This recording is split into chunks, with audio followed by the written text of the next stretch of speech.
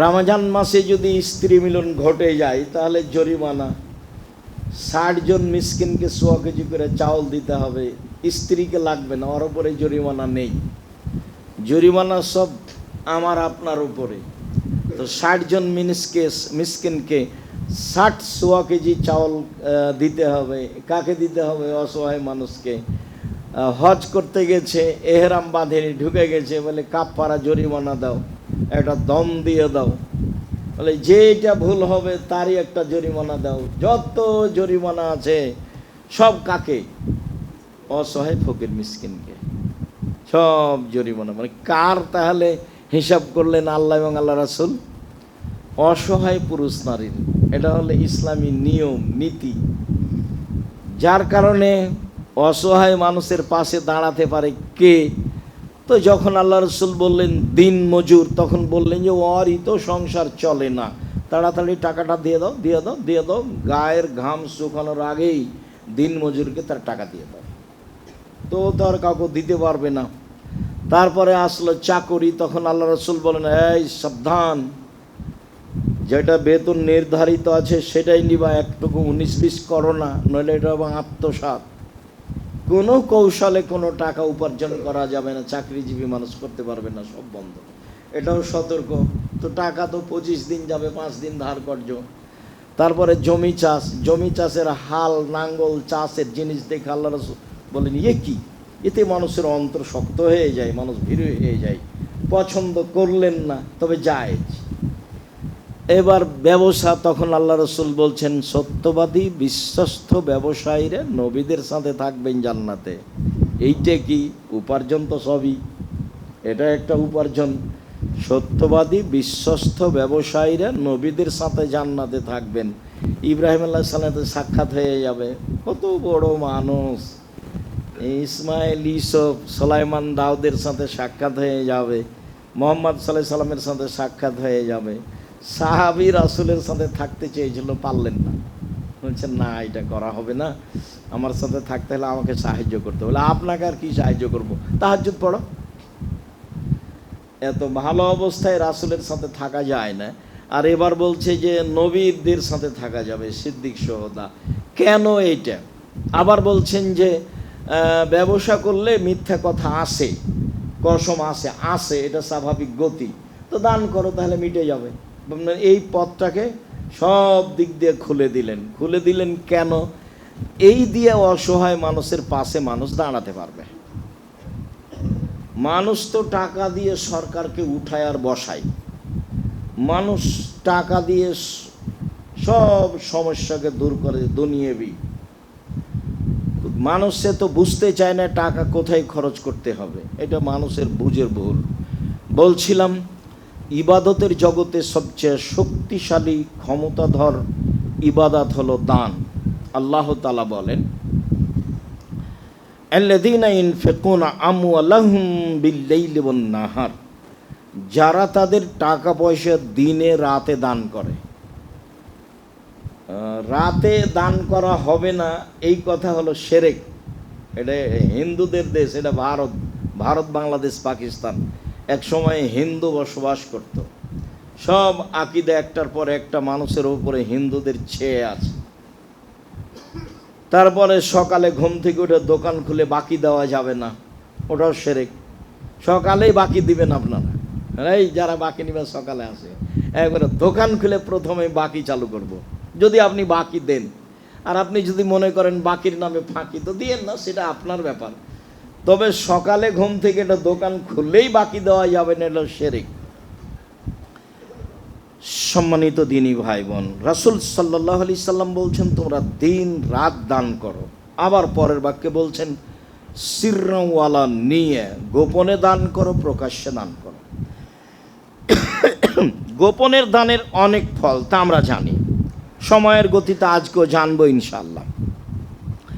তবে প্রকাশ্যে দান করা যায়। খোলা মাঠে আল্লাহ রসুল বললেন 600 কিলোমিটার পথ হেঁটে যেতে হবে, রৌদ্র খুব বেশি, শস্য নেই, টাকা পয়সা নেই, তো কি করবা?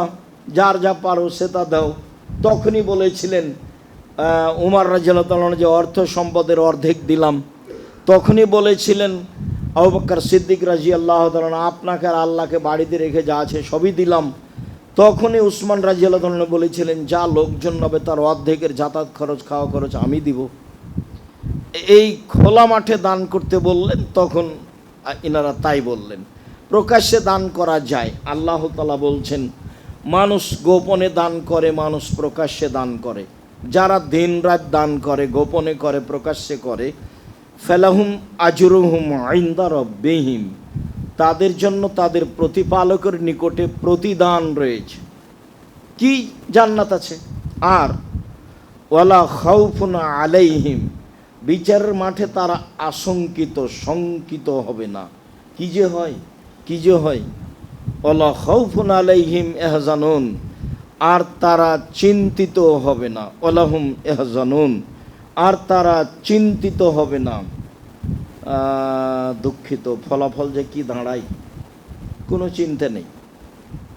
আর জোর করে নির্বাচনও নয় যে জোর করে করে নিবে, এটা পথ পদ্ধতি নাই ওখানে। বিচারের মাঠে জোর করে কিছু করার পথ নেই। সবার হাত পিছন দিকে বাঁধা থাকবে, যারা জাহান্নামে যাবে। আর বিচারের মাঠে উঠবে যখন, তখন কারো পরনে কাপড় থাকবে না, সবাই উলঙ্গ অবস্থায় থাকবে। মুহাম্মদ সাল্লাল্লাহু আলাইহি ওয়াসাল্লাম। আয়েশা রাদিয়াল্লাহু তাআলা আনহা বললেন, কি বলেন আল্লাহর নবী, ইয়ানজুরু বাযুম ইলা বাযিন, একজন মানুষ আর একজন মানুষকে দেখবে, এটা কেমন কথা হলো? সবাই উলঙ্গ থাকবে মানে? তখন আল্লাহ রাসূল বলছেন, বলো কি আয়েশা, মানুষের এমন কোন পরিবেশ থাকবে না, ইয়ানজুরু বাযুম ইলা বাযিন, একজন আর একজনকে দেখবে, এরকম কোনো পরিবেশ থাকবে না। মানুষের বুদ্ধি থাকবে না কে কোন বিপদে আছে, আবার মানুষ উলঙ্গ হয়ে আছে, এটা মানুষ দেখবে। ভাবো কি তুমি, কিয়ামতের চেয়ে তুমি যেটা ভাবছো তার চেয়ে লক্ষ গুণ ভিন্ন ধরনের। কিয়ামত যত কঠিন, কবর তার চেয়ে অনেক অনেক অনেক বেশি কঠিন। কিয়ামত যত কঠিন, জাহান্নাম তার চেয়ে লক্ষ গুণ বেশি কঠিন। কি দিয়ে বুঝায় আপনাকে আমি কিয়ামত কত কঠিন? ইয়াউমাইযিন তুহাদ্দিসু আখবারাহুম, যেদিন মানুষের সব কর্মের কথা মাটি বলে দিবে, টপ টপ টপ টপ মাটি বলতে পারবে কথা। মোবাইলের মুখ নাই, কথা বলতে পারে, মাটিরও মুখ থাকবে না, কথা বলতে পারবে। সবচেয়ে অত্যাধুনিক যন্ত্র মাটি। ফাত্তাকু দুনিয়া ওয়াত্তাকুন নাস, পৃথিবীর মানুষ তোমরা মহিলা থেকে বেঁচে থাকো, তোমরা পৃথিবী থেকে বেঁচে থাকো। মহিলা বিপজ্জনক বস্তু, এ কথাই ঠিক। মহিলার মাধ্যমে লক্ষ কোটি মানুষ জাহান্নামে চলে যাচ্ছে, পাপী হচ্ছে, জমি জায়গা, অর্থ সম্পদ, চাকরি বাকরি হারাচ্ছে, এ কথাই ঠিক। সবচেয়ে ভয়ঙ্কর জাতি হচ্ছে নারী পুরুষের জন্য। আর ভিন্ন ধরনের অত্যাধুনিক যন্ত্র হচ্ছে পৃথিবী। সেট করে দেওয়া হয়েছে, তারপর আপনাকে এই মাটির উপরে চলতে বলা হয়েছে। সেদিন মাটি টপ টপ করে আমার পক্ষে বিপক্ষে কথা বলতে থাকবে। এই কথা আল্লাহ তাআলা বলেন। কি দিয়ে বুঝে আপনাকে কিয়ামত কত কঠিন? সম্মানিত দিনী ভাই বোন, রাসূল সাল্লাল্লাহু আলাইহি সাল্লাম বললেন, বিচারের মাঠে থাকবে না তাদের কোনো চিন্তা, থাকবে না তারা কোনো শঙ্কিততে, তারা কোনো আশঙ্কতা বোধ মনে করবে না যে আজ যে কী হয়। ভয় ভীতি তাদের থাকবে না দান করলে। এ কথা আল্লাহ তাআলা বলেন। আল্লাহ তাআলা বলেন, আল্লাযীনা ইউনফিকুনা ফিস সাররাই ওয়াজ যাররাই ওয়াল কাযিমিনাল গায়জ ওয়াল আফিনা আনিন নাস। বিচারের মাঠে জান্নাতে যাবে ওরা যারা সচ্ছল অবস্থায় দান করেছে, যারা অসচ্ছল অবস্থায় দান করেছে, যারা মানুষকে মাফ করে দিয়েছে, যারা রাগ দিয়ে কাজ নেয়নি, ওরা জান্নাতে যাবে। তাতে এক নম্বরে তিনি বললেন, সচ্ছল অবস্থায় দান করে, রমজানে অনেক বেশি করে, অসচ্ছল অবস্থায় দান করে, কম দান করে, যা পারে 10 টাকা দান। দান ইবাদত, এটা আপনাকে মনে করে নিতে হবে। 5 ওয়াক্ত সালাত যেমন ইবাদত, রমজান মাসে যেমন সিয়াম করছেন, এটা একটা ইবাদত। আপনি মনে করে নেবেন যে দান ইবাদত, আপনাকে এটা বিশ্বাস করতে হবে, নইলে আপনার করার খেয়াল থাকবে না। যে যখন চাইবে তখন আপনি মনে করবেন যে দাও, মাওলানা সাহেব কী করবে, চাচ্ছে 200-500 টাকা দিয়ে দাও, ফকিরটা চাচ্ছে 10 টাকা দিয়ে দাও। এখান থেকে ফিরে আসতে হবে, আমার প্রয়োজনে দান করতে হবে, এইটাই শিখতে হবে। এটা ইবাদত, ইবাদতের জগতে সবচেয়ে শক্তিশালী ইবাদত। আল্লাহ তাআলা আদেশ করেন, আনফিকু মিম্মা রাযাকনাকুম মিন ক্বাবলি আন ইয়াতি আহাদাকুমুল মাউত ফায়াকুলা রাব্বি লাউলা আখখারতানি ইলা আজালিন করিব ওয়া ফাআসাদ্দাকা ওয়া আকুম মিনাস সালিহিন। ওই দিন আসার পূর্বে দান করো, যে টাকা পয়সা আমি দিয়েছি সে টাকা পয়সা দান করো। আমি তো তোমারটা দান করতে বলিনি, আমি যেগুলো দিয়েছি সেগুলো দান কর। ওই দিন আসার পূর্বে যেদিন চলে আসবে তখন তুমি বলবে আল্লাহ একটু সময় দাও, একটু সময় দাও, সামান্য সময় দাও, আমি কিছু দান করে ভালো মানুষ হয়ে যাব। অত্র আয়াতে আল্লাহ তাআলা বলেন মরণের সময় মানুষ সময় চাইবে দান করার জন্য, মরণের সময় মানুষ সময় চাইবে না সালাত আদায়ের জন্য, মরণের সময় মানুষ সময় চাইবে না হজ করার জন্য, মরণের সময় মানুষ সময় চাইবে না উমরা করার জন্য। উমরা তো এখন ফ্যাশন, সপরিবারে চলে যাচ্ছে উমরা করতে। রামাজানের মাস সেখানে থাকবে, ওটা কাবা ঘর, সারা পৃথিবী একই সমান, ওখানে এত টাকা পয়সা করে খরচ করে কি হবে, কি হতে পারে? ও সারাদিন ছবি উঠাচ্ছে, আহাল পরিবার নিয়ে ছবি উঠাচ্ছে, গল্প জমাচ্ছে, বন্ধু বান্ধব নিয়ে গেছে, দিন রাত ছবি উঠাচ্ছে আর গল্পে কাটছে। এইটা কি ইবাদত? আর এটা তো লোক দেখানো ব্যাপার আছে। বলছে সপরিবারে যাব, অপেক্ষা করছে, টাকা পয়সা দিয়ে সব কিছু রেডি করেছে, ভুল হিসাব। প্রতি মাসে যদি 2-3 বার করে উমরা করেন, এর পরেও দান করলে যে ফল হবে উমরা করে সে ফল হবে না। উমরা যদি কবুল হয় তাহলে আপনার ব্যক্তিগত নেকি, আর কবুল যদি না হয় তাহলে আমও গেল, ছালাও গেল, কাঁদতে কাঁদতে 2 চোখও গেল। যা অবস্থা তাতে হওয়ার কথা নয়। বউ আছে ফ্যাশন ধরে, আপনি আছেন সাথে, ছেলে মেয়েও আছে, গল্প গুজবও আছে, ছবিও আছে, দিন রাত বউকে ধরে ছবি উঠাচ্ছে তপ করার সময়। ধর্ম পাগল হয়ে গেছে যে আপনারা দিন রাত দেখতে চাচ্ছেন, দেখতে পাচ্ছেন। আমার চেয়ে সবাই ভালো জানেন, আমি শুনে বলছি আর আপনি দিন রাত দেখে বলছেন যে আপনার সাথী চলে গেছে, আপনি যাওয়ার অপেক্ষা করছেন। দেখেন তাদের অবস্থা, অবস্থা মানুষে তো বিবেচনা করবে, পশু প্রাণী বিবেচনা করবে নাকি?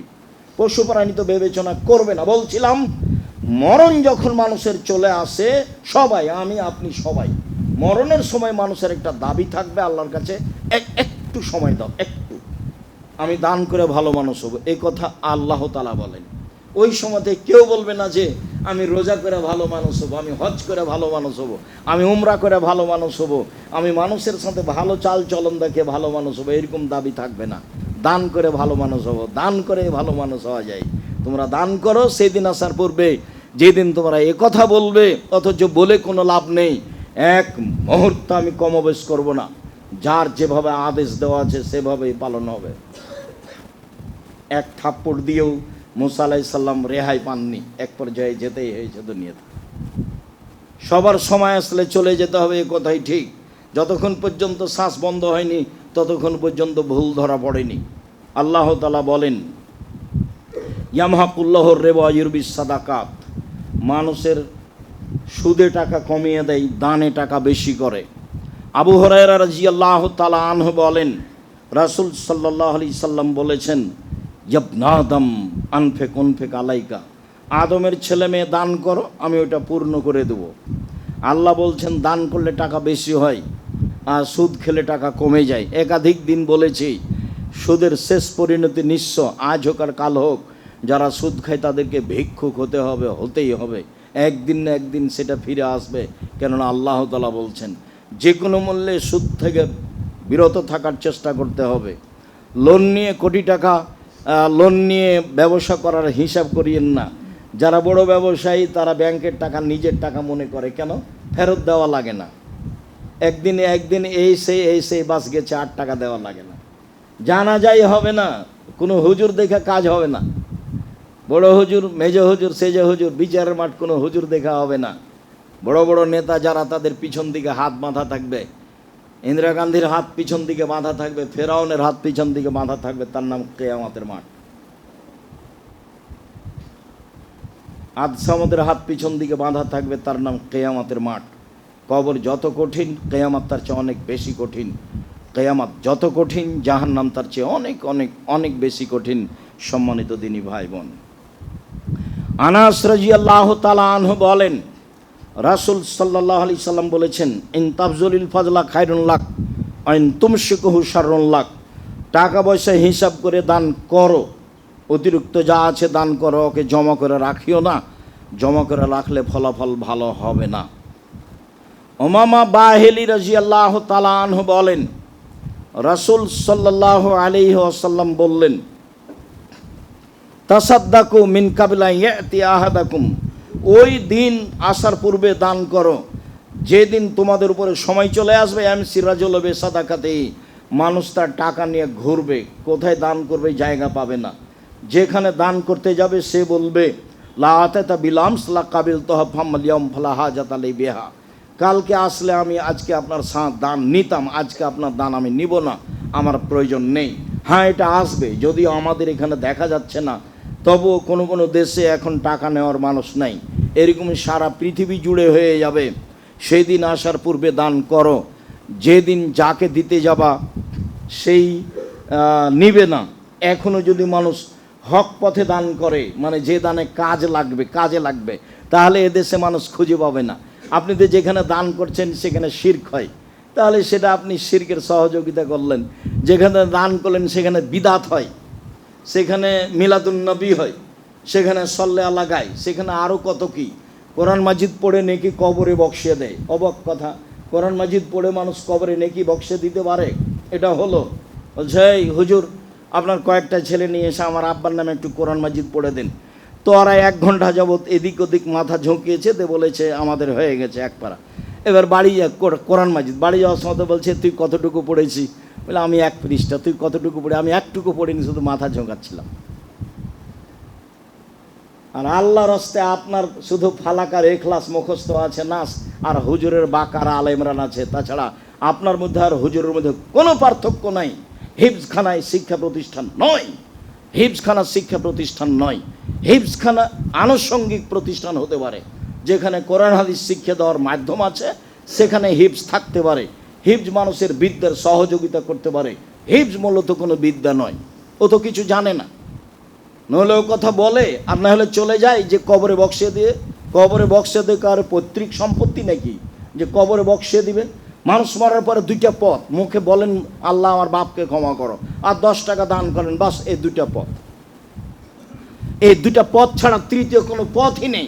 আপনি এখনই তল্লাশি চালিয়ে দান করেন, আপনার ভাই বোনকে তল্লাশি চালিয়ে দান করতে বলেন। শিরক মুক্ত জায়গায় দান করতে হবে, বিদাত মুক্ত জায়গায় দান করতে হবে, তাহলে দেখবেন জায়গা খুঁজে পাওয়া কঠিন আছে। টাকা থাকলেই দান করতে হবে তা নয়। যদিচ ভারত, বাংলাদেশ, পাকিস্তানে, বাংলাদেশে 95 জন মানুষই মাঝহাব মেনে চলে, 5 জন মানুষ মাঝহাব মেনে চলে না। তো যারা মাঝহাব মেনে চলে তাদের দানের অধিকাংশই ভুল পথে আছে, তারা ধরতে পারে না। অথচ মাছ দিয়ে ভাত খেলে কাঁটা ফেলে খায়। দান করলেও বিবেচনা করা উচিত কোথায় দান করতে হবে। সম্মানিত দিনী ভাই বোন, উম্মে সালমা আসমা রাদিয়াল্লাহু তাআলা আনহা বলেন, রাসূল সাল্লাল্লাহু আলাইহি সাল্লাম বলেন, আসমা তাসাদ্দাকি ওয়ালা তুহসি, দান করো গুণে রাখবা না। কয় টাকা দান করলে এটা হিসাব করবো না। ওলা তুই ফাইয়াল্লাহু আলাইকে, দান বন্ধ করবা না, নইলে আল্লাহ তোমার প্রতি দয়া রহমত বন্ধ করে দিবে। এটা নিষেধ, বুখারী মুসলিমের হাদিস, খুব ভালো করে খেয়াল করবেন। আসমা তুমি দান বন্ধ করো না। শোনো, যদি দান বন্ধ করো তাহলে আল্লাহ তোমার প্রতি দয়া রহমত, তোমার রুজির বরকত সব বন্ধ করে দেবে। আনফেকি মাস্তাতাতে, যা পারো সেটা দান করো, সম্ভবপর। দান জরুরি, তুমি দান করো। দান জরুরি, তুমি দান করো, সম্ভবপর দান করো। আবু যার গেফারি রাদিয়াল্লাহু তাআলা আনহু বলেন, রাসূল সাল্লাল্লাহু আলাইহি সাল্লাম বললেন, সুবহানাল্লাহ বললে দানের নেকি হয়, আলহামদুলিল্লাহ বললে দানের নেকি হয়, আল্লাহু আকবার বললে দানের নেকি হয়, লা ইলাহা ইল্লাল্লাহ বললে দানের নেকি হয়, ভালো কাজের আদেশ করলে দানের নেকি হয়, মন্দ কাজের নিষেধ করলে দানের নেকি হয়, স্ত্রী মিলনেও দানের নেকি হয়। সাহাবীগণ তখন বললেন, কেমন হলো কথা, যে মানুষ তো স্ত্রী মিলনে যায় প্রবৃত্তিকে ঠেকানোর জন্য, সেটা দান হতে নেকি হতে পারে কি করে? তখন রাসূল সাল্লাল্লাহু আলাইহি ওয়াসাল্লাম, দেখো মিলন যদি ভুল পথে হতো তাহলে পাপ হতো কি না? সাহাবীগণ বললেন, তা তো অবশ্যই, মিলন ভুল পথে হলে পাপ তো হতোই। মিলন যদি ভুল পথে হলে পাপ হয়, তাহলে ঠিক পথে হলে নেকি হবে। পথগুলি রাসূল সাল্লাল্লাহু আলাইহি ওয়াসাল্লাম দানের উল্লেখ করলেন। আবু মুসা আশআরী রাদিয়াল্লাহু তাআলা আনহু বলেন, রাসূল সাল্লাল্লাহু আলাইহি সাল্লাম বললেন, কুল্লু মুসলিম সাদাকা, সবাকে দান করতে হবে। এই বাক্য সাহাবীদের উপরে কঠিন হয়ে গেল। তিনি বললেন, সবকে দান করতে হবে। অবাক, সবাই কিভাবে দান করবে?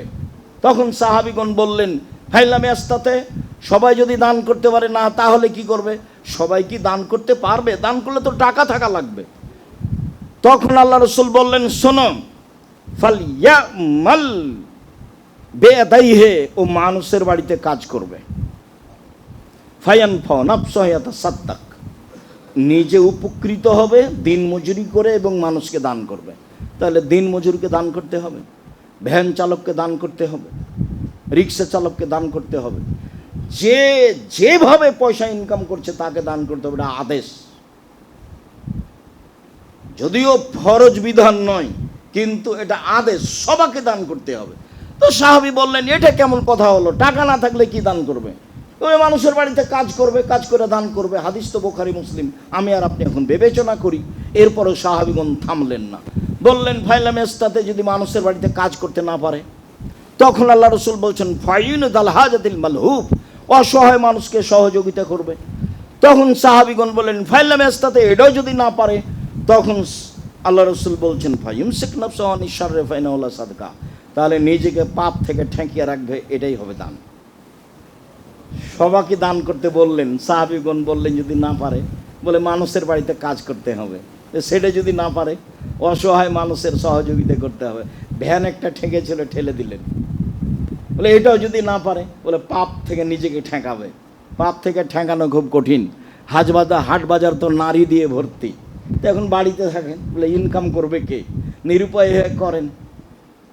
নারীতে হাট বাজার তো ভর্তি করেছেন আপনি আর আপনার ভাই, ধর্মের নাম দিয়ে। জাযাকুমুল্লাহ খায়র। আল্লাহ তুমি তৌফিক দান করো দানের। আল্লাহুম্মা সাল্লি আলাইহি আল্লাহুম্মা বারিক আলাইহি।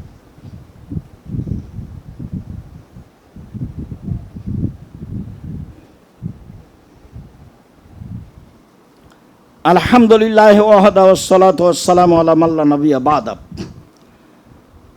প্রত্যেকটা সমস্যাকে দূর করার মাধ্যম হলো দান। যে কোনো সমস্যা, যে কোনো বিপদ, যে কোনো বালা, কখনো কৃপণতার পথ অবলম্বন করবেন না। আল্লাহ রসুল বলছেন, অত্তাকু সোহা ফাইন্না সোহা আলাকা মান কানা কাবলাকুম। পৃথিবীর মানুষ, কৃপণতা থেকে বেঁচে থাকো। পৃথিবীর মানুষ কৃপণ হয় না, কৃপণতা পূর্বের মানুষকে ধ্বংস করেছে। রাসূল সাল্লাল্লাহু আলাইহি সাল্লাম দিন রাত বলতেন, আল্লাহুম্মা আউযু বিকা মিনাল জুবনে ওয়াল বুখলে ওয়া গালাবাতিদ দাইনে ওয়া কারিল জাল।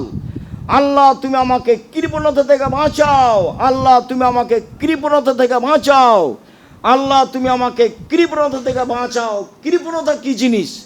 যাতে সকাল সন্ধ্যা তাসবিতে বলতে হয়, দিন রাত আল্লাহ রসুল বলতেন কৃপণতা কি জিনিস, যার থেকে দিন রাত মানুষকে বাঁচতে হয়। ভুলেও কোনোদিন কৃপণতার পথ অবলম্বন করবেন না। বাড়ি থেকে বের হবেন, আপনি গরিব মানুষ, 20টা 50টা টাকা নিয়ে বের হবেন, খুচরা 5 টাকা নোট করে নিয়ে। আপনি ধনী মানুষ, 50 টাকার নোট নিয়ে বের হবেন, বা গোটা বান্ডিল নিয়ে সারাদিন দিতে থাকবেন। আপনি 5 টাকার নোট নেবেন সাথে, মানুষ আসছে সামনে দিবেন। কোনো সময় যেন অন্তর কৃপণ না হয় ভুল হিসাব। রাসূল সাল্লাল্লাহু আলাইহি সাল্লাম বললেন, 3 শ্রেণীর মানুষ ধ্বংস হবে, জাহান্নামে যাবে। এক, হাওন মুত্তাবা, প্রবৃত্তিকে মেনে চলে যে, মনকে মেনে চলে যে, প্রবৃত্তিকে মেনে চলে যে। প্রবৃত্তিকে মেনে চলে কে? দাড়ি চাচে যে। প্রবৃত্তিকে মেনে চলে কে? টাকনো নিচে কাপড় পরে যে। প্রবৃত্তিকে মেনে চলে কে? মিথ্যা কথা বলে যে। প্রবৃত্তিকে মেনে চলে যে কে? সুদ খায় সে, যে সুদ খায়, যে ঘুষ দেয়, সে মানুষের সাথে মারামারি করে, দলের নামে অন্যায় করে বেড়ায়, অবিচার করে বেড়ায়, আর একজনের বদনাম করে বেড়ায়, মন মতে চলে, সেও জাহান্নামে চলে গেছে। মরতে বাকি আছে, মরলেই জাহান্নামে যাবে। প্রবৃত্তিকে মেনে চলেছে, নগ্ন পথে চলে, যে কোটি কোটি মহিলা ফ্যাশন ধরে, আপনার ওই ফ্যাশন ধরে ঘুরে বেড়াচ্ছে দিন রাত। জিজ্ঞাসা করেন, রোজা আছে, ওর বাপও আছে, ওর মাও আছে। অবাক কথা, ওরা হিন্দুর মেয়ে নয়, ওরা মুসলমানের মেয়ে। জিজ্ঞাসা, ওর নাম আয়েশা, যাকে আপনি দিন রাতে ল্যাংটা দেখছেন। আমি না হয় অস্বীকার করেছি তার বাপ নেই, কিন্তু আসলেই কি তার বাপ নেই? তার বাপ তো আছে, কাপুরুষ আছে। ওইসব কাপুরুষ বাপ থেকে কি হবে? বাপ ভিক্ষা করে খাওয়াবে মেয়েকে। মেয়ে কেন মাঠে, মেয়ে কেন বাজারে, মেয়ে কেন হাটে, ওর কেন ঘাড়ে ভ্যানিটি ব্যাগ? ও কি ওর ভাইকে মেরে খেয়েছে? ওর স্বামী নেই, ওর বাপ নেই, ওর শ্বশুর নেই, ওর বোনের ছেলে নেই, ওর ভাইয়ের ছেলে নেই, ও জাতিকে মেরে খেয়েছে। ফিরআউনের বন্যায় সবাই ডুবে গেছে, নূহ আলাইহিস সালামের বন্যায় সবাই ডুবে গেছে। যে ও একা আছে পৃথিবীতে, তাই তাকে বাজারে যেতে হয়? কেন যাবে? কি দেখাতে চাই সে? মন মতো চলে যে জাহান্নামে যাবে সে। শুনুন, 2, রাসূল সাল্লাল্লাহু আলাইহি সাল্লাম বললেন যে সহুন মুতা, কৃপণতাকে মানে যে জাহান্নামে যাবে সে, কৃপণতাকে মানে যে জাহান্নামে যাবে সে। এই জাবল মারে নাফসহি, আত্ম অহংকারী যে জাহান্নামে যাবে সে। মানুষকে কোনো সময় তুচ্ছ মনে করবেন না, মানুষের কাছে স্বাভাবিক থাকবেন মাটির মানুষের মতো হয়ে। কাউকে গরম দেখাবেন না, কাউকে তুচ্ছ মনে করবেন না, নইলে জাহান্নাম চলেই গেছে। প্রবৃত্তিকে মানে যে জাহান্নামে যাবে সে, কৃপণতাকে মানে যে জাহান্নামে যাবে সে, আত্ম অহংকারী যে জাহান্নামে যাবে সে। এ কথা মুহাম্মদ সাল্লাল্লাহু আলাইহি সাল্লাম বলেছেন। সম্মানিত দিনী ভাই বোন, রাসূল সাল্লাল্লাহু আলাইহি সাল্লাম বললেন, ইন্না সাদকাতা তুতফিউ হাররাল কুবরি মিন আহলিহা, দান মানুষের কবরের শাস্তিকে বন্ধ করে দেয়। পৃথিবীর এমন কোনো ইবাদত নেই যেটা করতে পারে, দানই মানুষের কবরের শাস্তিকে বন্ধ করে দিতে পারে। জনৈক লোক এসে বলল, আল্লাহর নবী, আমার আব্বা মারা গেছেন, ও তারা কামালান, টাকা পয়সা ছেড়ে গেছেন। বললাম, তিনি আমাকে কিছু বলে যাননি। আমি আমার আব্বার নামে দান করলে আমার আব্বার পাপ মিটে যাবে কি? কালা নাম, হ্যাঁ। আল্লাহ রসুল বলেন, হ্যাঁ, তোমার বাপের পাপ মিটে যাবে। আল্লাহ নবীও বলেননি ছোট বড়, জিজ্ঞাসাকারীও বলেননি ছোট বড়। হাদিস বুখারী মুসলিম। আপনি আপনার বাপ মায়ের নামে দান করলে কবরের শাস্তি বন্ধ হয়ে যাবে, এ কথা আল্লাহ নবী বলছেন, আমি বলিনি। তার পাপ মিটে যাবে, এ কথা মুহাম্মদ সাল্লাল্লাহু আলাইহি সাল্লাম বলেন, এ কথা আমি বলিনি। রাসূল সাল্লাল্লাহু আলাইহি সাল্লাম বলছেন, ইন্না সাদকাতা ইয়াতি ইয়াউমাল কিয়ামা, বিচারের মাঠে দান আসবে ছায়া হয়ে। অতক্ষণ পর্যন্ত আপনার উপরে ছায়া করে থাকবে যতক্ষণ পর্যন্ত বিচার শেষ না হচ্ছে। বিচার শেষ হওয়া পর্যন্ত আপনার উপরে ছায়া হিসাবে থাকবে দান, এ কথা মুহাম্মদ সাল্লাল্লাহু আলাইহি সাল্লাম বলেন। 7 শ্রেণীর মানুষ বিশেষ ছায়াতলে থাকবে বিচারের মাঠে। তার এক শ্রেণীর মানুষ গোপনে দান করে যে, ইন্না সাদকাতা সিররে তুতফিউ গাযাবার রাব্বে, গোপনে দান আল্লাহর রাগকে মিটিয়ে দেয়। সম্মানিত দিনী ভাই বোন, রাসূল সাল্লাল্লাহু আলাইহি সাল্লাম বললেন, ইন্না সাদকাতা তুতফিউল খাতিয়াতা কামা ইতফিউল মাউন নারা, নিশ্চয় দান মানুষের পাপকে মিটিয়ে দেয় যেভাবে পানি আগুনকে নিভিয়ে দেয়। এই কথা আমি বলিনি, মুহাম্মদ সাল্লাল্লাহু আলাইহি সাল্লাম বলছেন, দান মানুষের পাপকে মিটিয়ে দিতে পারে যেভাবে পানি আগুনকে নিভিয়ে দিতে পারে। কোনো ইবাদত নাই পৃথিবীতে যা এমন করতে পারে।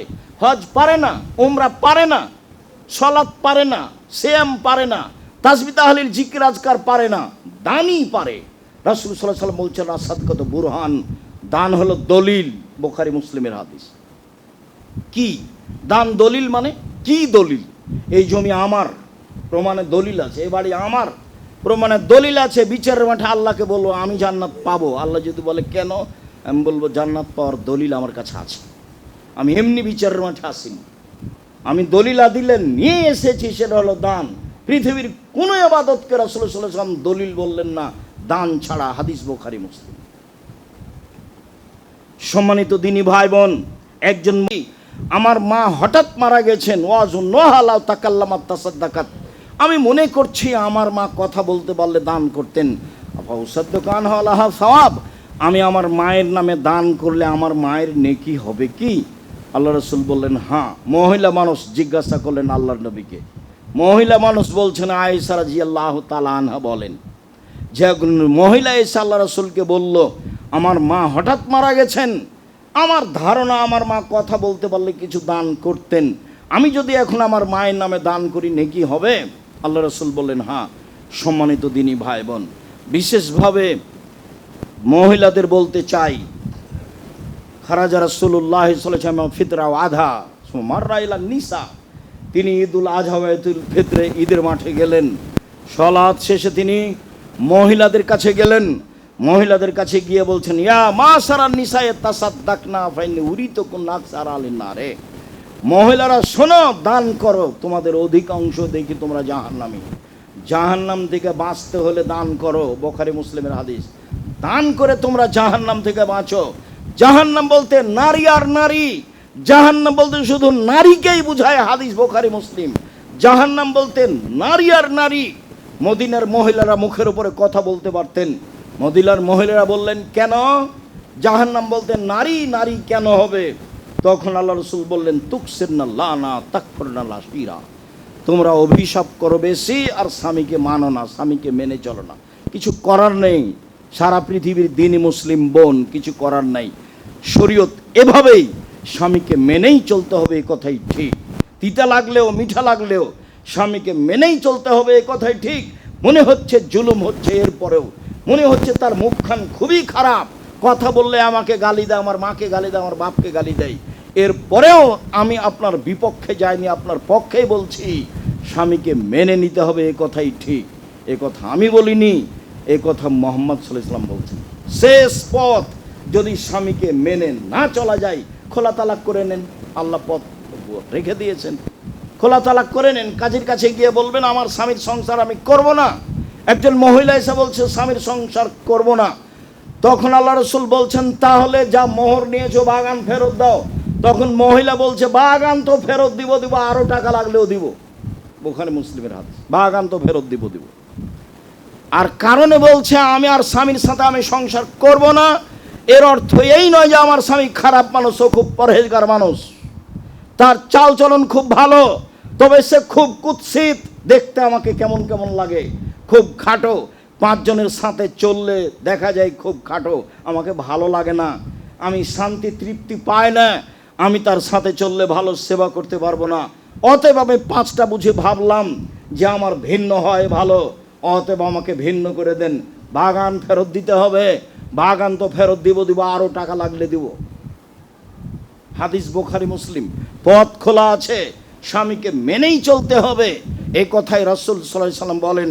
সম্মানিত দিনী ভাই বোন, মহিলাদের জাহান্নাম থেকে বাঁচার পথই হচ্ছে দান। আব্দুল্লাহ ইবনে মাসউদের স্ত্রী জায়নাব বলেন, যা ঈদের মাঠে আল্লাহ রাসূল বললেন, মহিলারা শোনো, জাহান্নাম থেকে বাঁচো, ওলাবে হুলিয়ে কুন্না, তোমাদের কানের গায়ের গয়না হলেও, যা কিছু আছে, টাকা যদি নগদ না থাকে, কানে যা আছে দান করে দাও, গলায় যা আছে দান করে দাও, হাতে পায়ে যা আছে দান করে দাও। শোনো, তোমরা দান করে জাহান্নাম থেকে বাঁচো, তোমরা দান করে জাহান্নাম থেকে বাঁচো, এই কথা রাসূল সাল্লাল্লাহু আলাইহি ওয়াসাল্লাম তাদেরকে বিশেষভাবে বলছেন। আদী ইবনে হাতেম বলছেন, রাসূল সাল্লাল্লাহু আলাইহি সাল্লাম বললেন, মা মিনকুম মিন আহাদিন ইল্লা সাইয়ুকাল্লিমুহুল্লাহু তাআলা ইয়াউমাল কিয়ামা লাইসা বাইনাহু ওয়া বাইনাহু তারজুমান ওয়ালা হাজিবুন ইয়াহজিবুহু। বিচারের মাঠে সবাই আল্লাহ মানুষের মুখামুখি কথা বলবেন, তখন কোনো দোভাষী থাকবে না, তখন কোনো অন্তরাল থাকবে না, মুখামুখি সামনাসামনি। বিচারের মাঠে যখন আল্লাহর সাথে কথা হবে, তখন কোনো দোভাষী থাকবে না, আমি যা বলবো আল্লাহ তা বুঝবেন, আল্লাহ যা বলবেন আমি তা বুঝবো, কোনো অন্তরাল থাকবে না। ফায়ানজুরু আয়মানা মিনহু, তখন ডান দিকে লক্ষ্য করবে, এরা মা কাদ্দামা মিন আমালিহি, জীবনের সব কর্ম দেখতে পাবে। বাম দিকে লক্ষ্য করবে, নিজের সব কর্ম দেখতে পাবে। নারীদের সাথে খেলতামাশা বন্ধ করেন, ছবি উঠে আছে, সেদিন বিচারের মাঠে সবকে দেখতে পাবেন। ডান দিকে দেখতে পাবে সব কর্ম, বাম দিকে দেখতে পাবে সব কর্ম, তারপর সামনের দিকে লক্ষ্য করবে, দেখবে জাহান্নাম। তখন আল্লাহ রাসূল বললেন, পৃথিবীর মানুষ, ফাত্তাকুন নারা ওয়ালাউ বিশিক্কি তামারাতিন, খেজুরের বীজের উপরে যে সাদা পদার্থ আছে, ওই সাদা ছিলকার সমান পরিমাণ হলো দান করে জাহান্নাম থেকে বাঁচো। টাকা না থাকলে কি হবে? কম থেকে কম। মহিলাদেরকে বললেন, তোমাদের টাকা না থাকলে কি হবে? হাতে গায়ে গলায় যা আছে তা দিয়ে দাও। পুরুষদের বললেন, সারা পৃথিবীর মানুষকে বললেন, শোনো, জাহান্নাম থেকে বাঁচো, খেজুরের বীজের উপরে যেই ছিলকা সামান্যতম পর্দা রয়েছে, সেটুকু পরিমাণ হলেও দান করে জাহান্নাম থেকে বাঁচো। এই বাক্য তিনি কোনো ইবাদতের সাথে বললেন না। বললেন না যে হজ করে জাহান্নাম থেকে বাঁচো, বললেন না যে উমরা করে জাহান্নাম থেকে বাঁচো। কি সাধে যে মানুষ ঘটা করে সপরিবারে রামাজানে চলে যাচ্ছে। বা এ কথা ঠিক, রামাজান মাসে উমরা করলে হজের সমান নেকি হয়, হাদিস বুখারী মুসলিম, এ কথা ঠিক। কিন্তু আপনার আহাল পরিবারে গ্রামে আছে অসহায় মানুষ, সবকে ছেড়ে আপনি চলে গেলেন, এটা আপনি কি দেখাতে যাচ্ছেন? আপনার ভাই বোনকে বলেন হিসাব পরিবর্তন করতে বলুক, বন্ধু বান্ধবকে বলেন হিসাব পরিবর্তন করতে হবে, এই হিসাব ঠিক নয়। আল্লাহ বললেন না, নবী বললেন না যে তোমরা উমরা করে জাহান্নাম থেকে বাঁচো, হজ করে জাহান্নাম থেকে বাঁচো, রমজান মাসের সিয়াম রোজা থেকে জাহান্নাম থেকে বাঁচো, এই কথা তিনি বলেননি।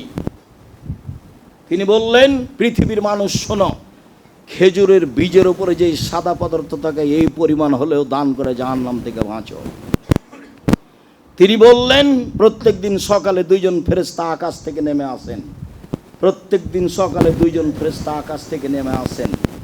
একজন বলেন আল্লাহুম্মা আতে লিকুল্লি মুনফিকিন খালাফা, আল্লাহ যে যতটুকু দান করে তা তুমি পূর্ণ করে দাও। দিন রাত একজন ফেরেশতা বলতে থাকেন। সারা পৃথিবীতে যেখানে যখন সকাল হয় ফেরেশতা বলেন আল্লাহ যে যতটুকু দান করলো তুমি তা পূর্ণ করে দাও। অপরজন বলে আল্লাহুম্মা আতে লিকুল্লি মুমসিকিন তালাফা, যে যতটুকু দান করলো না তুমি তার ধ্বংস করে দাও। এবার হাদিস তো বুখারী মুসলিম। একজন ফেরেশতা বলেন এভাবে আমার ধ্বংস কামনা করেন। আল্লাহ রাসূল বলেছেন যে কৃপণ জাহান্নামে যাবে, কৃপণতাকে মানে যে সে জাহান্নামে যাবে, এদিকে আবার ফেরেশতা রেডি করেছেন আল্লাহ। একজন ফেরেশতা প্রত্যেক দিন সকালে সারা দিন বলতে থাকে আল্লাহ যে যতটুকু দান করলো তুমি তার ততটুকু ধ্বংস করে দাও, যে যতটুকু দান করলো না তুমি তার ততটুকু ধ্বংস করে দাও। রাসূল সাল্লাল্লাহু আলাইহি সাল্লাম বললেন আলিয়াদুল উলিয়া খায়রুম মিন ইয়াদিস সুফলা, দেওয়া হাত ভালো নেওয়া হাতের চেয়ে। খুব জরুরি দুর্ঘটনা ছাড়া মানুষের কাছে সাহায্য চাইবেন না। দিন মজুরি করে খাবেন, আমি তো বলেছি শেষ পথ দিন মজুরি। শ্বশুরের কাছে টাকা নিতে হবে না, যৌতুক নিতে হবে না, 24 ঘন্টার মধ্যে যৌতুক ফেরত দিতে হবে। মোটর সাইকেল আপনার শ্বশুর আপনাকে দিয়েছে খুশি, ভুল কথা। আপনার শ্বশুর মোটর সাইকেলটা ফকিরকে দিতে পারে না? আপনার শ্বশুর যে মোটর সাইকেল আপনাকে দিয়েছে, আপনি কি কাপুরুষ? ফার্নিচার আপনার শ্বশুরকে আপনাকে দিতে হবে কেন? ভিক্ষা করে খান নাকি? কই আবদুল্লাহর শ্বশুর তো আমাকে একদিনও বলে না, আব্দুর রহমানের শ্বশুর তো একদিনও বলে না, আব্দুর রহিমের শ্বশুর তো একদিনও বলে না আমাকে যে ভাইজান আমি কিছু একটু ফার্নিচার দিই। আমার বাসায় ফার্নিচার থাক আর না থাক সেটা ভিন্ন কথা। কই বলারই তো সাহস করে না, কেউ বলে না তো একদিন একটা ঘড়ি কিনে দিই ভাইজান, এক জোড়া জুতা দিই, তা তো বলে না কেউ। এরা তো সবাই আপনাদের সামনে, খোলা দিন রাত আপনাদের সামনে আসছে, এখন সবাই বাহির থেকে চলে এসেছে। আমি এ বলে আপনাকে খাটো করতে চাইনি, আপনারা আমি সহযোগিতা করতে চাচ্ছি, আপনারা আমি সাথে আছি। আপনি আমার দিনী ভাই, আপনি আমার দিনী বোন, আপনার আমি সার্বিক কল্যাণ কামনা করি এবং ধর্ম প্রচারে আমি ফাঁকি দিইনি আপনাকে কোনো দিন। ফাঁকি দিয়ে আমি দিন প্রচার করতে রাজি নই। সম্মানিত দিনী ভাই বোন, আপনাকে এই অংশ এসে আমি আন্তরিকভাবে অনুরোধ জানাই যে কোনো সময় মানুষের কাছে সাহায্যের হাত পাতাবেন না। শ্বশুরের কাছে কিছু নিতে হবে না, শাশুড়ির কাছে কিছু নিতে হবে না। পথ তো একটা আছেই, দিন মজুরিটা শেষ পথ। এরপর একটা পথ আছে ভিক্ষের, যেটা পছন্দ না, করবো না ভিক্ষা, কাজ করে খাবো। ভিক্ষা করবো কেন? আব্দুর রাজ্জাক সাহেব বলেছেন ওটা উনি কষ্টে বলেছেন, নিরুপায় তাই বলেছেন। কোনো পথই যদি না থাকে তখন বলেছে মেয়ে কেন গার্মেন্টসে ওর বাপ যাবে, শেষ পর্যন্ত ভিক্ষা করবে বাপ মেয়েকে পড়ানোর জন্য। মেয়ে কেন এখানে, ছেলে কেন এখানে? বাপ তার ছেলে মেয়েকে মানুষের মতো মানুষ করবে জমিদারি দিয়ে, না পারলে চাকরি করে, না পারলে ব্যবসা করে, না পারলে দিন মজুরি করে, না পারলে বাপ ভিক্ষা করে ছেলে মেয়েকে পড়াবে। ছেলে মেয়ে কেন মাঠে, ছেলে মেয়ে কেন টোকায়? এভাবে আল্লাহ রাসূল বলেননি এসব টোকামি এদিকে আসতে হবে, এটা বলেন না। ছেলে মেয়ে কেন টোকাই হবে? সব জিম্মেদারি বাপের উপরে চাপানো আছে। যেভাবে বাপ বুঝেছে নিজেকে সেটা সংসার নয়। সংসার পরিচালনায় পিতার ভুল হয়েছে, সংসার পরিচালনায় মায়ের ভুল হয়েছে, এটা সংসার নয়। হাত পাতা শিখাতে হবে না ছেলে মেয়েকে। প্রয়োজনে দিন মজুরি করে খাবো, প্রয়োজনে বাদামের ব্যবসা করব, প্রয়োজনে চকলেটের ব্যবসা করব, প্রয়োজনে কলার ব্যবসা করব। মানুষের কাছে হাত পাতবো না, মানুষের কাছে হাত পেতে নিয়ে জীবিকা নির্বাহ করতে রাজি নই। সম্মানিত দিনী ভাই বোন, বলছিলাম রমজান মাসকে মূল্যায়ন করার চেষ্টা করেন। সব দরজা খোলা আছে, জান্নাতের সব দরজা খোলা। এর অর্থ এই নয় যে এখন সবাই জান্নাতে যাবে। জাহান্নামের সব দরজা বন্ধ, এর অর্থ এই নয় যে এখন কেউ মরলে জাহান্নামে যাবে না। রহমতের সব দরজা খোলা, আকাশের সব দরজা খোলা। এ দিয়ে আল্লাহ রমজান মাসকে সম্মান করতে চেয়েছেন। পৃথিবীর মানুষ, তোমরা রমজান মাসকে সম্মান করো, মূল্যায়ন করো। মূল্যায়ন করার জন্য আমি আপনাকে পরামর্শ দিচ্ছি, এক, কম খেতে হবে। এটা প্রথম পরামর্শ, কম সাহারি, কম ইফতার। দ্বিতীয় পরামর্শ হলো প্রয়োজন কম করতে হবে, জুতা স্যান্ডেল কম কিনতে হবে। 90 সাল থেকে আমি সংসার করে আসছি, এ যাবৎ আমি কোনো দিন ঈদকে লক্ষ্য করে কাপড় চোপড় কিনিনি, জুতা স্যান্ডেল কিনিনি। আমি তো নিজের জন্য ভাবি না, আমি তো দেউলিয়া মানুষ। আমার রাস্তাঘাটও যা, বাড়িঘরও তাই। বাড়িঘর 6 মাস গাড়িতে আছি, 6 মাস বাড়িতে আছি। নিজেকে নিয়ে 1 মিনিটের জন্য ভাবা প্রয়োজন মনে করিনি। প্রয়োজন কম করেন, প্রয়োজন বেশি করলে টাকা লাগবে বেশি, তখন কাজে নামতে হবে বেশি। তারপরে তাসবিহ তাহলিল জিকির আজকার করেন। আমার মতো ভবঘোরা হবেন না, কোথায় আছে কোথায় নাই দিন রাত। বাড়িতে স্থির বসেন, তাসবিহ তাহলিল জিকির আজকার করেন, কোরআন তেলাওয়াত করেন। যে কোনো মূল্যে একে মূল্যায়ন করতেই হবে। আল্লাহ রসুল বলেছেন, রমজান পার হয়ে গেছে, পাপ মোচন করতে পারিনি, দুর্ভাগ্য ব্যক্তি সে। রমজান পার হয়ে গেল, পাপ মুছে নিতে পারলো না, দুর্ভাগ্য ব্যক্তি সে। আমি পরামর্শ দিচ্ছি আপনাকে মাত্র, যে এই করেন, সুন্দর করে তারাবি পড়ার চেষ্টা করেন। জামাতে পড়েন, নলে একাই পড়েন। একাই পড়া সবচেয়ে ভালো, নিজের মতো পড়তে পারবেন। আর নিজের মতো পড়তে গিয়ে কিছুই করতে পারলেন না, তো জামাতে পড়েন। আমি আপনাকে নিজের মতো পড়তে বলেছি এই জন্য, যে নিজের মতো পড়লে শান্তি পাবেন।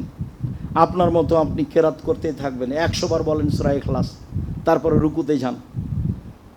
কম খাবেন, কম হিসাব করবেন, কম প্রয়োজন নিয়ে আসবেন সামনে, তাহলে আপনি রমজানকে মূল্যায়ন করতে পারবেন।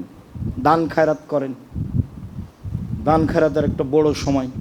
যাকাত তো দিতে হবে, সে নিয়ে তো কোনো কথা নেই, দানের কথাই বলছি। দান করেন, করতেই হবে, সবাইকে দান করতে হবে। দান করেন, অসহায় মানুষকে দান করেন। ফকির যে দিন রাত রাস্তাঘাটে ভিক্ষা চাচ্ছে, হাত পাতে যে, সে হলো ফকির।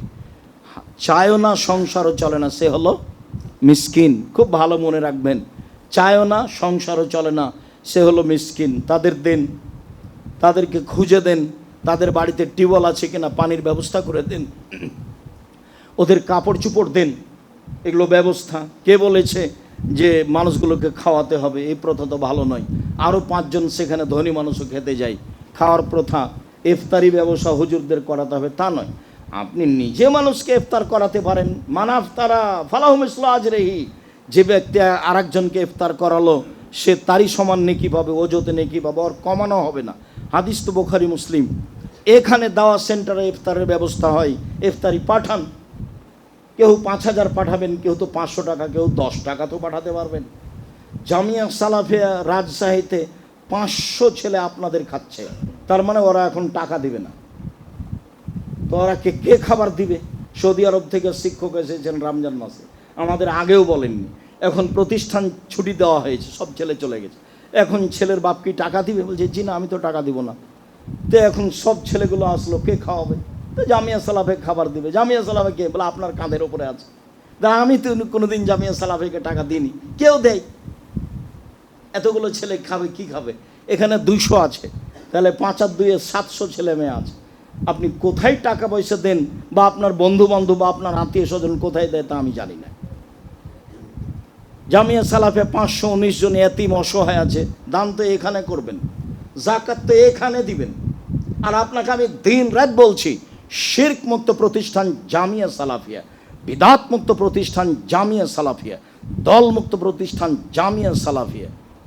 দল মুক্ত প্রতিষ্ঠান নির্বাচনের আগের দিন আমাকে বলছে ছুটি হবে না, তো আমি জি না, এই হিসাব আমার মাথায় নেই। নির্বাচনে ভোট দিবে মানুষ, ব্যক্তিগত ব্যাপার, যার যেটা সেটা দিবে, কিন্তু ওকে নিয়ে এখানে কোনো কথা নেই, নিয়ে জামিয়া সালাফে কোনো কথা নেই। আমি কোনো দিন এইসব ভাবি না, দেখি কতদিন টিকতে পারি, আল্লাহ কতদিন এভাবে রাখে। সম্মানিত দিনী ভাই বোন, শুনুন, শিরক মুক্ত জায়গা খুঁজেন। জামিয়া সালাফে হতে হবে তা নয়, দুনিয়াতে আরও থাকতে পারে। বিদাত মুক্ত প্রতিষ্ঠান খুঁজেন যেখানে আছে, দল মুক্ত খুঁজেন, সংগঠন মুক্ত খুঁজেন, হিংসা মুক্ত খুঁজেন। একমাত্র আল্লাহকে সন্তুষ্ট করার জন্য যারা কোরআন হাদিস থেকে সেই জায়গা খুঁজে বের করেন, সেখানে জাকাত দিয়ে আসেন, সেখানে বন্ধু বান্ধবকে জাকাত দিতে বলেন, সেখানে আত্মীয় স্বজন খালা ফুফুকে জাকাত দিতে বলেন, সেখানে নিজে দেন, সবচেয়ে ভালো হবে। আমি আব্দুর রাজ্জাক বিন স্বপ্নর পাশে থেকে আপনার কাছে থেকে আমি পরামর্শ দিচ্ছি এবং আমি বলছি এটাই চূড়ান্ত হক, এটাই চূড়ান্ত সঠিক। আবারও বলছি, আমার বুঝে জামিয়া সালাফে শিরক হয় না, বিদাত হয় না, দল হয় না, সংগঠন হয় না, হিংসা চলে না।